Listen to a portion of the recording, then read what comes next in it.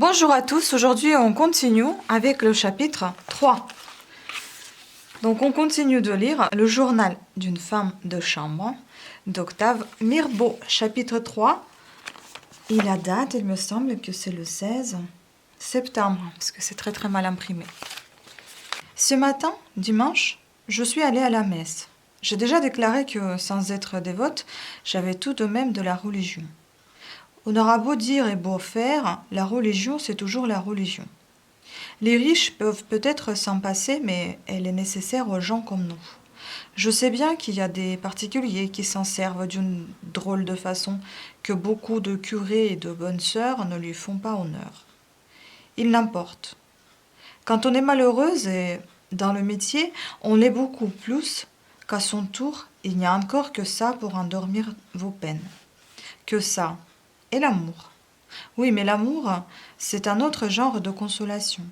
Aussi, même dans les maisons impies, je ne manquais jamais la messe. D'abord, la messe, c'est une sortie, une distraction du temps gagné sur les ennuis quotidiens de la baraque. C'est surtout des camarades qu'on rencontre, des histoires qu'on apprend, des occasions de faire connaissance. Ah, si j'avais voulu à la sortie de la chapelle des Assomptionnistes, écouter de vieux messieurs très bien qui m'ont chuchoté à l'oreille de drôles de psaumes, je ne serais peut-être pas ici aujourd'hui.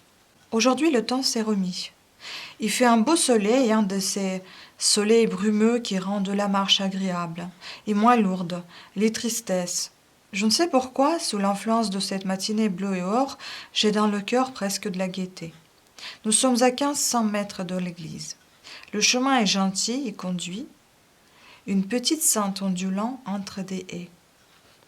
Au printemps, il doit y avoir tout plein de fleurs, des cerisiers sauvages et des épines blanches qui sentent si bon. Moi, j'aime les épines blanches. Elles me rappellent des choses quand j'étais petite fille. À part ça, la campagne est comme toutes les campagnes.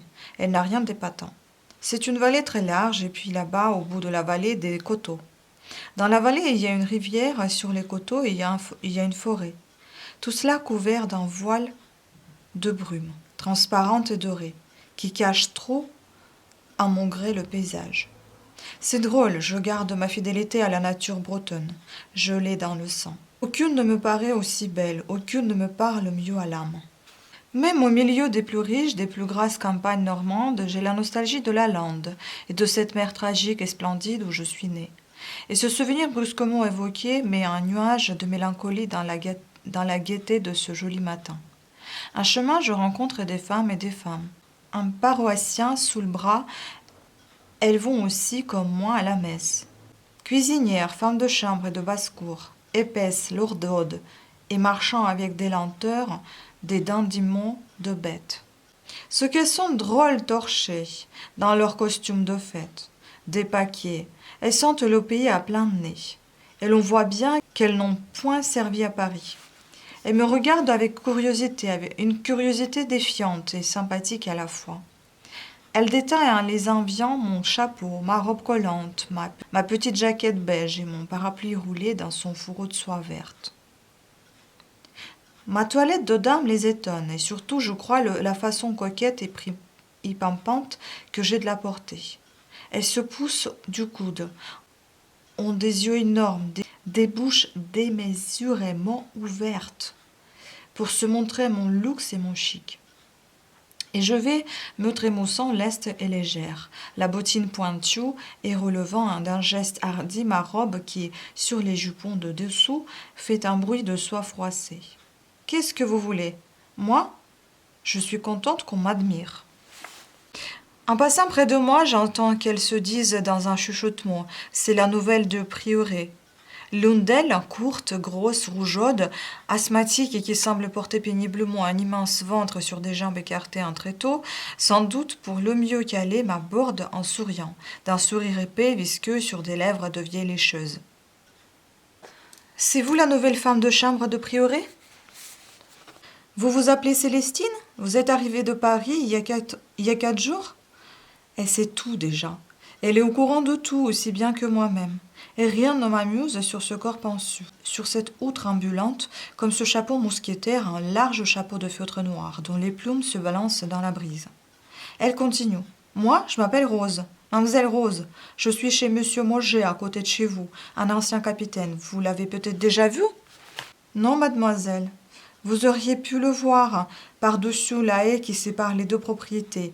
Il est toujours dans le jardin en train de jardiner. C'est encore un bel homme, vous savez. Nous marchons plus lentement car mademoiselle Rose manque d'étouffer. Elle siffle de la gorge comme une bête fourbue. À chaque respiration, sa poitrine s'enfle et retombe pour s'enfler encore. Elle dit en hachant ses mots. J'ai ma crise. Oh, ce que le monde souffre aujourd'hui, c'est incroyable. Puis entre des sifflements et des hoquets, elle m'encourage.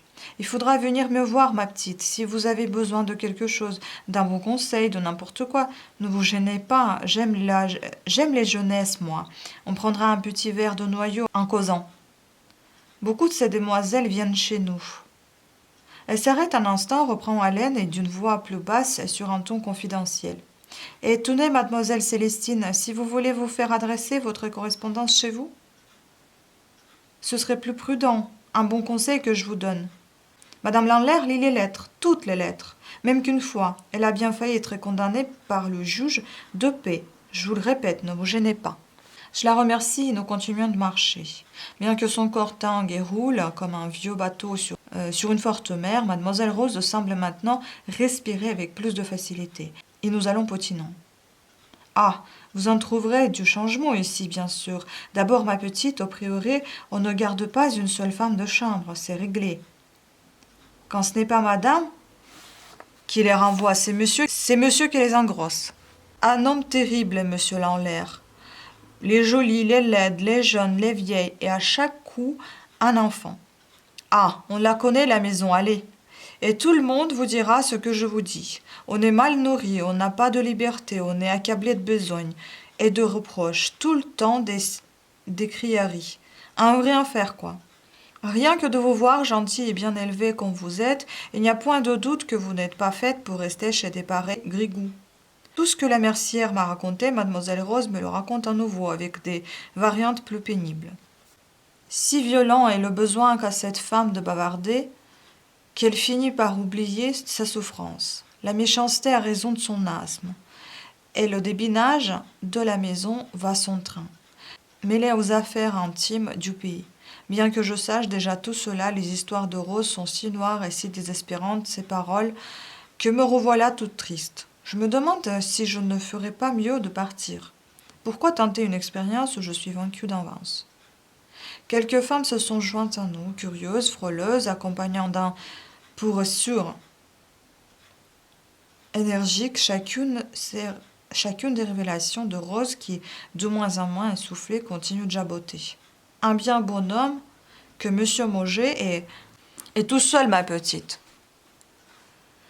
Autant dire que je suis la maîtresse d'âme, un ancien capitaine. C'est naturel, n'est-ce pas? Ça n'a pas d'administration. Ça n'entend rien aux affaires de ménage. Ça aime à être soigné, dorloté, son linge bien tenu, ses manies respectées, de bons petits plats. S'il n'avait pas près de lui une personne de confiance, il se laisserait gruger par les uns, par les autres. Ce n'est pas ça qui manque ici, mon Dieu, les voleurs. L'intonation de ces petites phrases coupées, les clignements de ses yeux achèvent de me révéler sa situation exacte dans la maison du capitaine Moget. Dame, n'est-ce pas? Un homme tout seul et qui a encore des idées, et puis il y a tout de même de l'ouvrage. Et nous allons prendre un petit garçon pour aider. Elle a de la chance, cette Rose. Moi aussi, souvent, j'ai rêvé de servir chez un vieux. C'est dégoûtant, mais on est tranquille, au moins, et on a de l'avenir.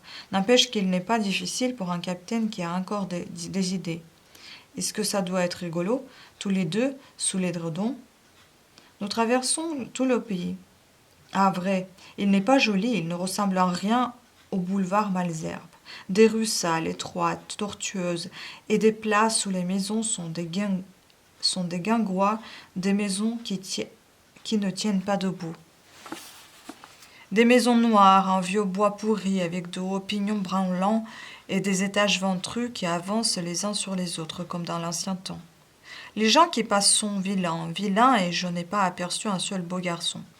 L'industrie du pays est le chausson de lisière.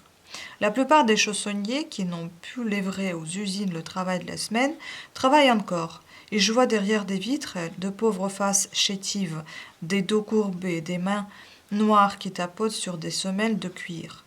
Cela ajoute encore à la tristesse morne de lieu, on dirait d'une prison. Mais voici la mercière qui, sur le pas de sa porte, vous sourit et nous salue. Vous allez à la messe de 8 heures? Moi, je suis allée à la messe de 7 heures. Vous n'êtes pas en retard. Vous ne voudriez pas entrer un instant? Rose remercie. Elle me met en garde contre la mercière, qui est une méchante femme et dit de mal de tout le monde. Une vraie peste, quoi. Puis elle recommence à me vanter les vertus de son maître et les douceurs de sa place. Je lui demande.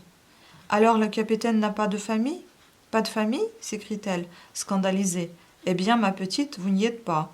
Ah si, il a une famille, et une propre. Des tas de nièces et de cousines, des feignants, des sans les sous, des traînes misères, et qui le grugeait et qui le volait. Fallait voir ça, c'était une abomination. Aussi, vous pensez, si j'y ai mis bon ordre, si j'ai nettoyé la maison de toute cette vermine, mais ma chère demoiselle, sans moi, le capitaine serait sur la paille aujourd'hui. Ah, le pauvre homme, il est bien content de ça. Allez maintenant. J'insiste avec une intention ironique que d'ailleurs elle ne comprend pas.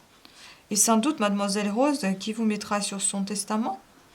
Prudemment elle réplique. Monsieur fera ce qu'il voudra, il est libre. Bien sûr que ce n'est pas moi qui l'influence. Je ne lui demande rien, je ne lui demande même pas de me payer des gages.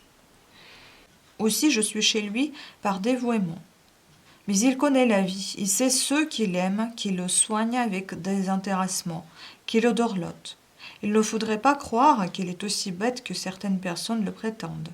Madame Lanlaire en tête qui en dit des choses sur nous. C'est un malin, au contraire, mademoiselle Célestine, et qui a une volonté à lui pour ça. Sur cette éloquente apologie du capitaine, nous arrivons à l'église. La grosse Rose ne m'inquiète pas. Elle m'oblige à prendre une chaise près de la sienne et se met à marmotter des prières, à faire des génuflexions et des signes de croix. Ah, cette église, avec ses grossières charpentes qui la traversent et qui soutiennent la voûte chancelante, elle ressemble à une grange avec son public toussant, crachant, heurtant les bancs, traînant les chaises, on dirait aussi d'un cabaret de village. Je ne vois que des faces abruties par l'ignorance, les bouches fielleuses, crispées par la haine. Il n'y a là que de pauvres êtres qui viennent demander à Dieu quelque chose contre quelqu'un. Il m'est impossible de me recueillir et je sens descendre à moi et sur moi un grand froid. C'est peut-être qu'il n'y a même pas un orgue dans cette église. Un chant d'orgue, ça m'emplit la poitrine, puis l'estomac, ça me rend toute chose, comme un amour. Si j'entendais toujours des voix d'orgue, je crois bien que je ne pécherais jamais. Ici, à la place de l'orgue, c'est une vieille dame, dans le chœur, avec des lunettes bleues et un pauvre petit châle noir sur les épaules qui péniblement tapote sur une espèce de piano, pulmonique et désaccordé. Et c'est toujours des gens qui tous sautent et crachotent un bruit de cathare qui couvre les psalmodies du prêtre et les répondent des enfants de chœur. Et ceux-là sentent mauvais, odeurs mêlées de fumier, d'étables de terre, de paille aigre, de cuir mouillé, d'encens avarié. Vraiment, ils sont bien mal élevés en Provence. La messe tire en longueur et je m'ennuie. Je suis surtout vexée de me trouver au milieu d'un monde si ordinaire, si laid et qui fait si peu attention à moi. Pas un joli spectacle, pas une jolie toilette où reposer ma pensée, où aiguiller mes yeux. Jamais je n'ai mieux compris que je suis faite pour la joie de l'élégance et du chic. Au lieu de s'exalter comme aux messes de Paris, tous mes sens, offensés, protestent à la fois. Pour me distraire, je suis attentivement les mouvements du prêtre qui officie. Ah bien, merci. C'est une espèce de grand gaillard, tout jeune, de physionomie vulgaire, couleur de brique rose. Avec ses cheveux ébouriffés, sa mâchoire de proie, ses lèvres au goulou, ses petits yeux obscènes, ses paupières cernées de noir, je l'ai bien vite jugé. Ce qui doit s'en payer à table de la nourriture, celui-là. Et au confessionnal donc, ce qu'il doit en dire des saletés et en trousser des jupons. Rose, s'apercevant que je le regarde se penche vers moi et tout bas, elle me dit: c'est le nouveau vicaire, je vous le recommande.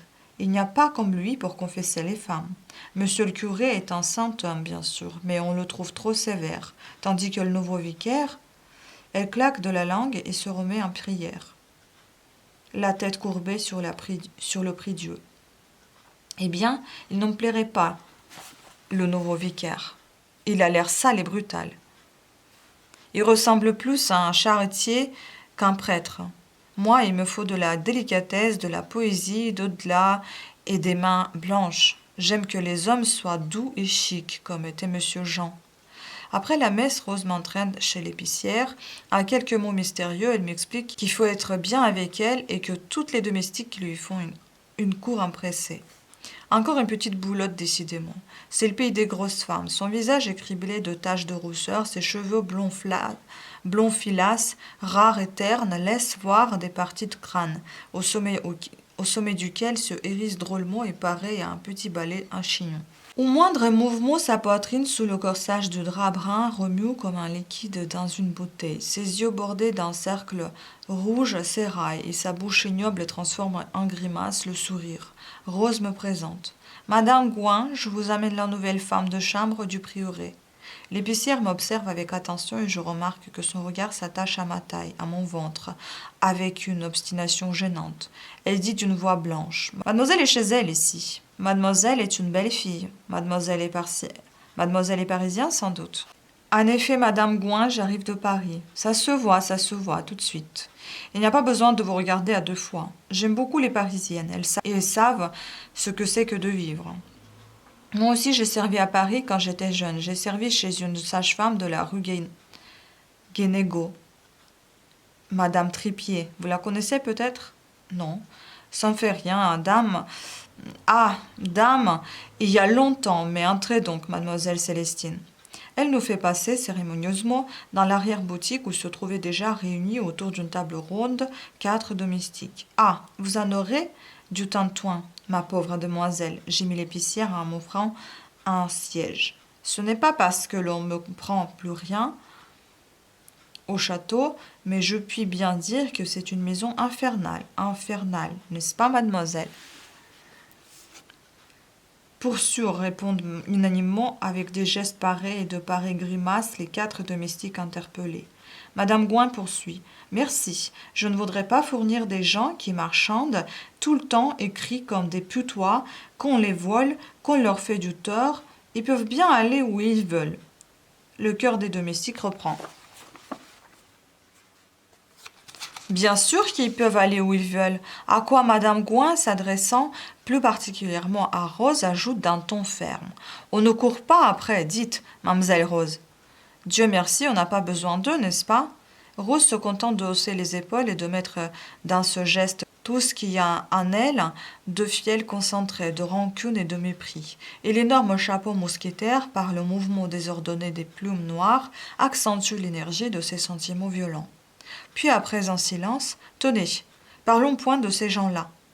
Chaque fois que j'en parle, j'ai mal au ventre. Une petite noiraude, maigre, avec un museau de rat, un front fleuri, de boutons et des yeux qui suintent, s'écrie au milieu des rires. Pour sûr qu'on les a quelque part. Là-dessus, les histoires, les potins recommencent. C'est un flot ininterrompu d'ordures vomies par ces tristes bouches, comme d'un égout. Il semble que l'arrière-boutique en est empestée. Je ressens une impression d'autant plus pénible que la pièce où nous sommes est sombre et que les figures y prennent des déformations fantastiques. Elle n'est éclairée, cette pièce, que par une étroite fenêtre qui s'ouvre sur une cour crasseuse, humide, une sorte de puits formé par des murs qui rongent la lèpre des mousses. Une odeur de saumure, de légumes fermentés, de hareng sort, persiste autour de nous, imprègne nos vêtements. C'est intolérable.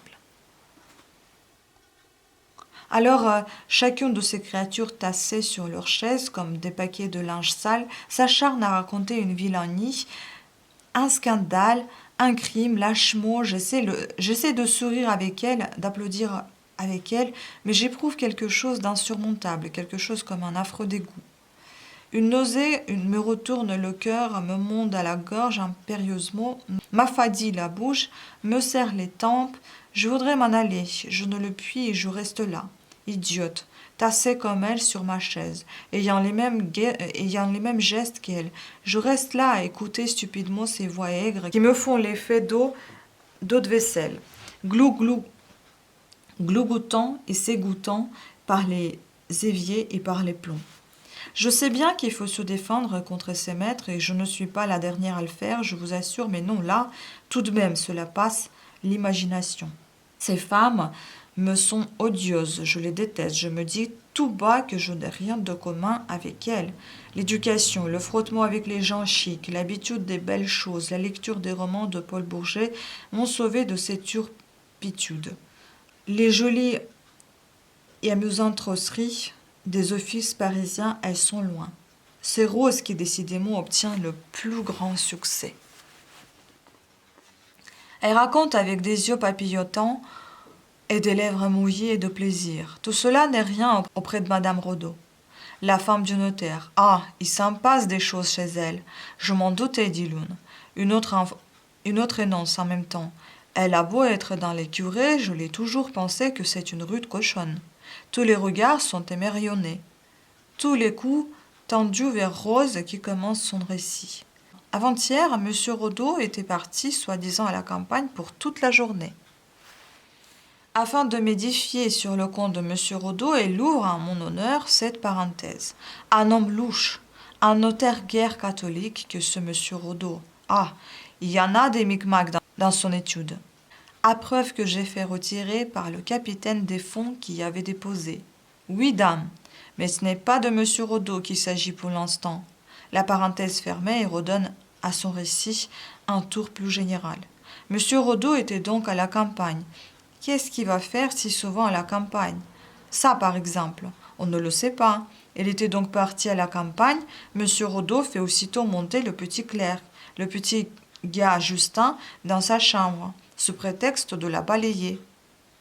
Un drôle de balayage, mes enfants. Elle était quasiment toute nue, avec des yeux drôles, comme une chienne en chasse. Elle le fait venir près d'elle, l'embrasse, le caresse, et disant qu'elle va lui chercher ses pouces, voilà qu'elle le déshabille. Et alors savez-vous ce qu'elle a fait? Eh bien, tout à coup, elle s'est jetée dessous, cette goule-là. Elle l'a pris de force, oui, mademoiselle. Et si vous saviez de quelle manière elle l'a pris? Comment qu'elle l'a pris? Interroge vivement la petite noiraude, dont le museau d'Horace s'allonge et remue. Toute son anxieuse. Mais devenant sévère, pudique, Rose déclare. Ça ne peut pas se dire à des demoiselles. Des ah de désappointement suivent cette réponse. Rose continue tour à tour, indignée et émue. Un enfant de 15 ans, si c'est possible, est joli en comme un amour, et innocent le pauvre petit martyr. Ne pas respecter l'enfance, faut-il en avoir du vice dans le sang? Paraît qu'en rentrant chez lui, il tremblait et pleurait le chérubin, que c'était à vous fendre l'âme. Qu'est-ce que vous dites de ça? C'est une explosion d'indignation, une avalanche, des mots orduriers. Rose attend que le calme soit revenu. Elle poursuit. La mère est venue me conter la chose. Moi, je lui ai conseillé, vous pensez bien, d'actionner le notaire et sa femme. Pour sûr, pour sûr. Eh bien, la justice hésite. Parce que c'est, finalement, elle ne veut pas. J'ai idée que monsieur le curé, qui dîne toutes les semaines chez les Rodot, est intervenu. Enfin, elle a peur, quoi. Ah, si c'était moi, certes, j'ai de la religion, mais il n'y a pas de curé qui tienne. Je leur en ferai cracher de l'argent, des 100 et des 1000, et des 10 000 francs. Pour sûr, pour sûr. Manquer une occasion comme ça, malheur. Et le chapeau mousquetaire claque comme une tente sous l'orage. L'épicière ne dit rien, elle a l'air gênée, sans doute qu'elle fournit le notaire. Adroitement, elle interrompt les imprécations de Rose. J'espère que mademoiselle Célestine voudra bien accepter un petit verre de cassis avec ces demoiselles. Et vous, mademoiselle Rose? Cette invitation calme toutes les colères, et tandis que d'un placard elle retire d'une bouteille et 2 verres que Rose dispose sur la table, les yeux s'allument et les langues passent effilées sur les lèvres gourmandes. En partant, l'épicière me dit, aimable et souriante, « Ne faites pas attention parce que vos maîtres ne prennent rien chez moi. Il faudra revenir me voir. » Je rentre avec Rose qui achève de me mettre au courant de la chronique du pays. J'aurais cru que son stock d'infamie dut être épuisé, nullement. Elle en invente de nouvelles et de plus épouvantables. Ses ressources dans la calomnie sont infinies. Et sa langue va toujours sans arrêt. Tous et toutes y passent ou y reviennent. C'est étonnant ce qu'en quelques minutes on peut déshonorer de gens en Provence et me reconduit ainsi jusqu'à la grille de prieuré.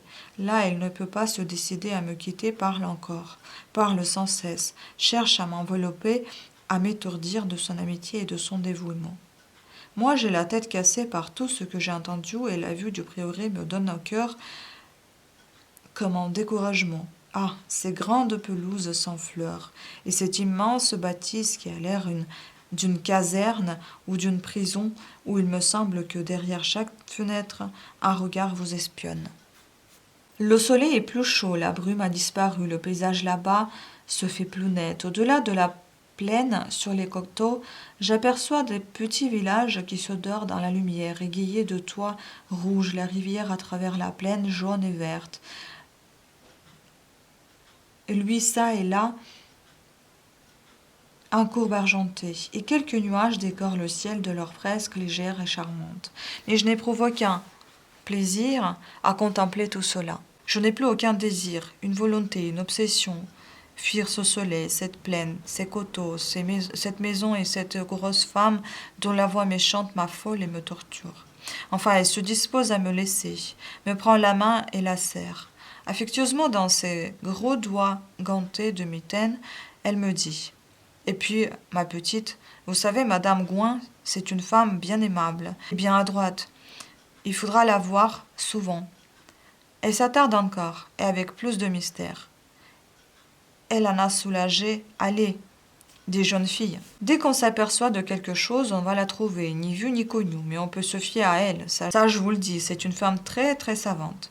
Les yeux plus brillants, son regard attaché sur moi avec une ténacité étrange, elle répète, très savante et adroite et discrète. C'est la providence du pays. Allons, ma petite, n'oubliez pas de venir chez nous quand vous pourrez. Et allez souvent chez Madame Gouin. Vous ne vous en repentiez pas. À bientôt, à bientôt. Elle est partie. Je la vois qui, de son pas en roulis, s'éloigne, longe, énorme, le mur puis la haie, et brusquement s'enfonce dans un chemin où elle disparaît. Je passe devant Joseph, le jardinier cocher qui ratisse les allées. Je crois qu'il va me parler. Il ne me parle plus. Il ne me parle pas. Il me regarde seulement d'un air oblique, avec une expression singulière qui me fait presque peur. Un beau temps ce matin, monsieur Joseph. Joseph grogne je ne sais quoi entre ses dents. Il est furieux que je me sois permis de marcher dans l'allée qui ratisse. Quel drôle de bonhomme, et comme il est mal appris. Et pourquoi ne m'adresse-t-il jamais la parole? Et pourquoi ne répond-il jamais non plus quand je lui parle? À la maison, madame n'est pas contente. Elle me reçoit très mal, me bouscule. À l'avenir, je vous prie de ne pas rester si longtemps dehors. J'ai envie de répliquer car je suis agacée, irritée, énervée, mais heureusement je me contiens, je me borne à bougonner un peu. Qu'est-ce que vous dites? J'en dis rien. C'est heureux. Et puis je vous défends de vous promener avec la bande de monsieur Mauger. C'est une très mauvaise connaissance pour vous. Voyez, tout est en retard ce matin, à cause de vous. Je m'écrie en dedans. Zut, zut et zut, tu m'embêtes. Je parlerai à qui je veux. Je verrai qui me plaît. Tu ne feras pas la loi, chameau. Il a suffi que j'entende sa voix aigre et que je retrouve ses yeux méchants et ses ordres tyranniques pour que fût effacée instantanément l'impression mauvaise, l'impression de dégoût que je rapportais de la messe, de l'épicière et de Rose. Rose et l'épicière ont raison. La mercière aussi a raison. Elles ont toutes raison. Et je me promets de voir Rose, de la voir souvent, de retourner chez l'épicière, de faire de cette sale mercière ma meilleure amie, puisque madame me le défend. Et je répète intérieurement avec une énergie sauvage. Chameau, chameau, chameau. Mais j'eusse été bien mieux soulagée si j'avais eu le courage de lui jeter, de lui crier en pleine face cette injure. Dans la journée après le déjeuner, monsieur et madame sont sortis en voiture. Le cabinet de toilette, les chambres et le bureau de monsieur, toutes les armoires, tous les placards, tous les buffets sont fermés à clé. Qu'est-ce que je disais? J'aime bien entendre des choses cochonnes, mais je n'aime pas en lire. Je n'aime que les livres qui font pleurer. Au dîner, on a servi le pot-au-feu. Il m'a semblé que monsieur et madame étaient en froid.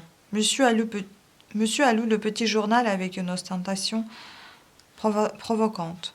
Il froissait le papier en roulant de bons yeux. Comique et doux. Même quand il est en colère, les yeux de monsieur restent doux et timides. À la fin, sans doute pour engager la conversation, monsieur, toujours le nez sur son journal, s'est écrié « Tiens, encore une femme coupée en morceaux. » Madame n'a rien répondu.